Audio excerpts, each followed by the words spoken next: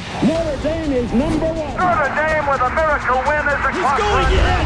Notre Dame has scored. My feeling was relief.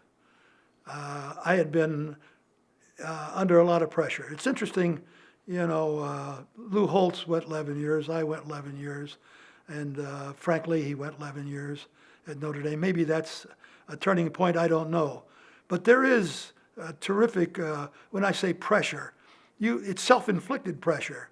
External pressure, I never worried because Father Hesburger told me how he would handle things. He told me that if you had a 500 season, 500 once in a while, have a great season, was fine with him, as long as he was the boss. Well, you become a victim of your success. You win, and this is a good example of it. We win the national championship in 1973. We win 11 games and lose none. The following year, we're 10-2 and win the Orange Bowl, and everybody's wondering what happened.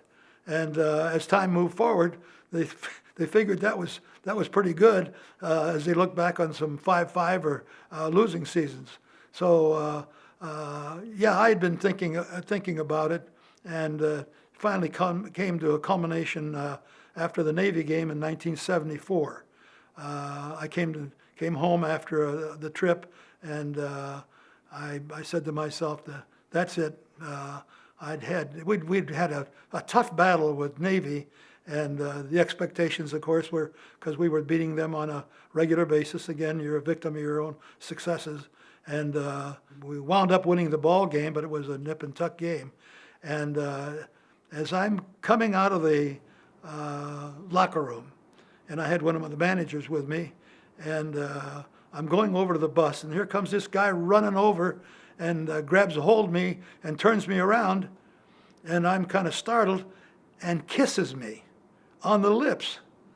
And I was, you can imagine, I'm coming out of there frustrated because we didn't win by 40 points, and I get this action at the end, and that's why I remember coming home and throwing my bag down and say, "Who needs that?" So I went to Father Joyce, talked to him, and he was kind of startled by it. He said, "Let's come back in a week, and we'll see how you feel." And I said, "Okay, fine."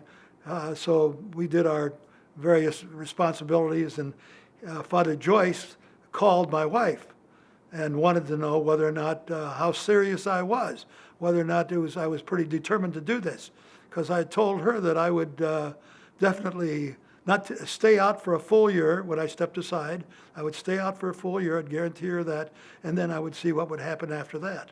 And then a week later, I went in to visit with Father Joyce, and he had been convinced, I think, by my wife. And by that time, he had already gotten Dan Devine. So that was the sum total of my departure. I would get the itch as season started. I would get the itch in the middle of the season when I was doing color commentary for the networks. But then the realization of what it takes a young man. It's a 12-month-a-year job, and you're on duty all that time. You got to be physically and mentally prepared for it. I probably could have come back and done it in the earlier years. But as time moved forward, I couldn't have done it physically. I could have done it mentally, but I don't think I could have done it physically.